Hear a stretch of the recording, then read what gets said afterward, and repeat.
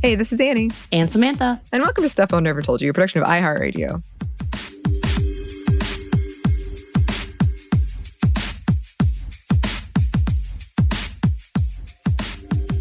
And it's time for another happy hour, as always, with these segments. Drink responsibly if you choose to do so. I think this one's going to be pretty fun. What are you sipping on, Samantha? So after our last ventures with our cocktails, I decided to keep it simple with my Corona premiere being real summer. What about you? Yes. Oh, it is so hot. I have kind of a...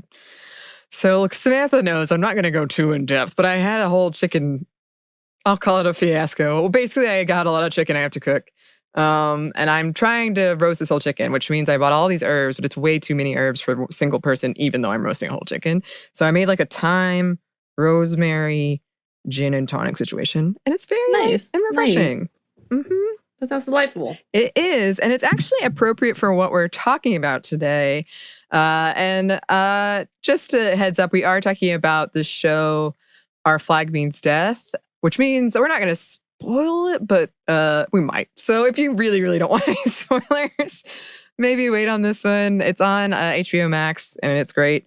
Have you seen it all, Samantha? Yes. Very much enjoyed it. Really good. Very light, cheeky humor. Yes. And the reason I was saying this drink is appropriate is that the gin and tonic was kind of originally invented as a malaria cure medicinally, but a lot of drinks like that that have sort of the alcohol component and then the citrus component were used by people who are on water for long periods of times, including pirates, to try to keep away scurvy. They try to find oranges in an episode.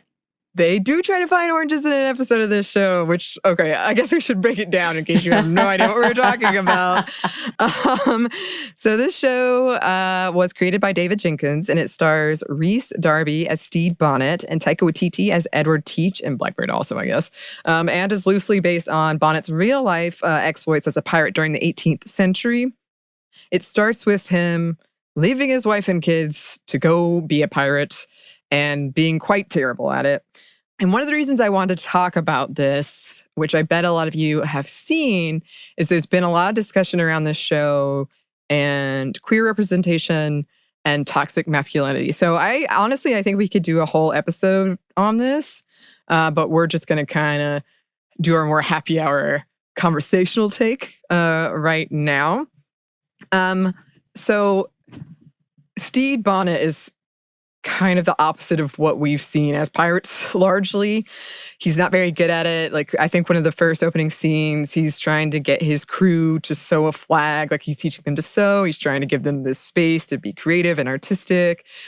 He's very all about, like, supporting each other and being friendly, and supporting each other in perhaps less typically masculine activities and less typically pirate activities. So a lot of people have said that this show is a really interesting critique on toxic masculinity in particular, because you see a lot of aspects of toxic masculinity, not even only through the pirates and through what traditional pirating is, but also through like Stede's relationship with his father, who always kind of called him weak and really insulted him.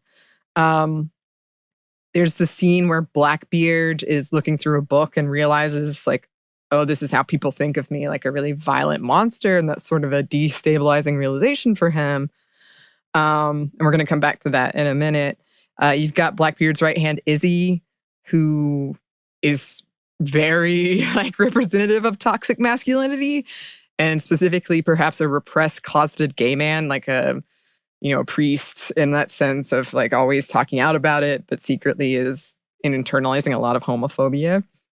That was the take I saw on him a lot anyway. And then you do have this narrative with Stede's wife, who again, he kind of just abandoned one night. And you get to see an episode that's largely from her perspective when Steed comes back. And she's like so bummed that he came back. She's like, I'm doing so much better without you. I've like embraced my artistic side. I found some real like passionate love. Like we were never good together. So that was interesting. And then just him in general, Steed in general, trying so hard to fit into this really toxic masculinity world of piracy and doing terribly at it in the traditional manner, and seeing like his horror at it a lot because he'll take like notes and just be horrified at what's happening. But then like trying to do it in his own way and not giving up these pieces of himself, even though he feels like he has to, especially when it comes to things like fashion, because he kind of grew up in this haughty world of aristocrats and all the like passive aggressive rules and all that stuff that he really hated and thought he couldn't fit in there either. But now let us talk about gay love, because this show has gotten a lot of credit, and I would say rightfully so, for pushing the boundaries of queer representation. And I mentioned in our recent rerun we did on queer baiting that I was surprised that it wasn't queer baiting. So it turns out there's sort of this arc of what could be read as friendship between Blackbeard and Stede Bonnet. But in the end, they do have a very sweet kissing scene, and they admit how much they mean to each other and how happy they make each other. And I mean, it's one of those things, like, now that I know that it's going there, it's very obvious, but that's also how prevalent queer baiting is, that I wouldn't have been surprised if it hadn't happened. Right. Where it's kind of a joke of like, oh, they're like, it's a bromance. Look at this, they're breaking up. But it turns out it actually wasn't. So that was a nice surprise, but it did make me sad.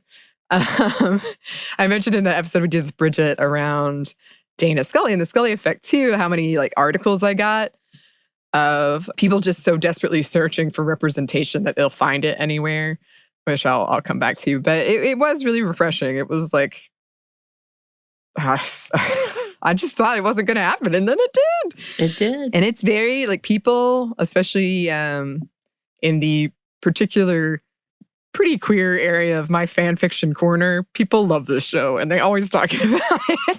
So that's nice to see. Right. And there are a lot of queer characters, not just them. You have Lucius, who's openly gay, and I really appreciate him kind of being the outsider watching these two and being like, you two need to get together. Like, right. What is this?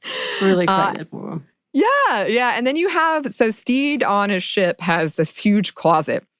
And I found a really interesting essay about it, about, it being kind of a literal representation of in the closet, like queer people being in the closet, but then also like all the different ways queer people can present themselves, all the ways you can identify and exist because of all the different clothing colors and styles and all of that. So I thought that was cool. And when Steed shows Blackbeard his closet, Blackbeard is like flummoxed by all of these options, but it turns out he really likes the fashion style and he wants to experiment with it and try it. And then, yeah, as I mentioned, there are like kind of two breakup scenes between Steed and Blackbeard. One is kind of when Lucius is like, that was a good man and you let him go and whatever.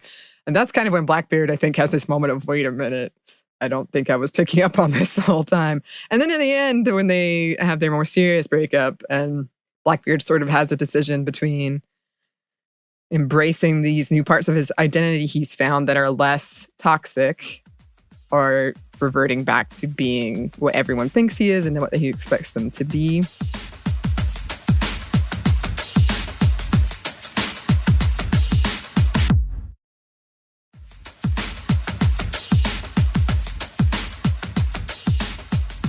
A friend of mine sent me a really interesting Gizmodo article about how Blackbeard could possibly be asexual character representation.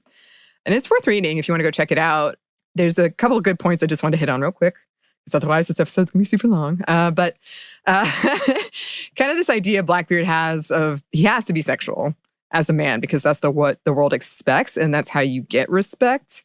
So it's clear that he's had a lot of sex in his life. But whether or not that had any meaning or it's just something he felt like he had to do isn't as clear.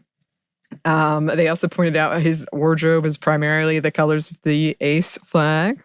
So that's interesting. Interesting. Yeah.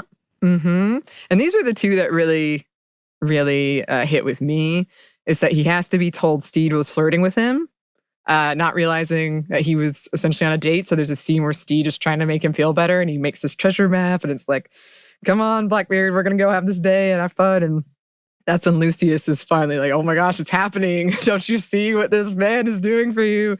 And Blackbeard being like, oh.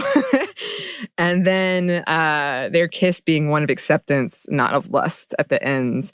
There's several other scenes throughout people have pointed out that are romantic and not sexual necessarily, but there's one where they're like under the moon and Steed says you wear nice things well, and they hold eye contact for a while, and it's like a moment of acceptance, which is what a lot of people have said, that they feel like it's Blackbeard coming to accept this queer part of his identity. But yeah, those two things, as an asexual person, I was definitely like, yeah, that's, yep. So I highly recommend the article. And then, yeah, just... It was very critically lauded. It was very successful. I know it was one of the top streaming shows for a long time, and fans loved it, but HBO only just renewed it. It took them quite a long time, and there was a lot of conversation about why that might be as well. But I'm glad it got renewed because it was a pretty big cliffhanger ending. Yeah. Yeah. That would have been sad. It would have been very sad. It would have been very, very sad. Oh, now I'm interested in the fan fiction world. I bet that place is blowing up. Well, they have so many options for that fan fiction world. They have so many romance and side stories in there. I love it. I do love them meeting with the indigenous people, and the indigenous people telling the Black pirates, "You sure you don't want to stay with us? I think you might want to stay with us." Like, it was like very indicative of like, yeah, this is interesting. And then the whole pyramid scheme. Very fun as well. Oh, yeah. That's my favorite episode. I love that episode. I've talked about that one before. That's the passive-aggressive episode where Steed teaches Blackbeard about being passive-aggressive. I highly recommend it. And like I said, I think we could come back and talk about these themes as they relate to this show more in depth in the future. But in the meantime, cheers. Cheers. Yes. Clank. Thank you. You're welcome. You're welcome. And listeners, if you have any thoughts about this show or any articles you want to send our way, we would love to get them. And as always, any suggestions of things we should talk about. And if you want to hear us talk about this even more, let us know that as well. You can email us at stephanie@momstuff@iheartmedia.com. You can find us on Twitter @momstuffpodcast or on Instagram @StuffI've Thanks as always to our super producer, Christina. Thank you, Christina. And thanks to you for listening. Stuff I Never Told You is a production of iHeartRadio. For more podcasts from iHeartRadio, visit the iHeartRadio app, Apple Podcasts, or wherever you listen to your favorite shows.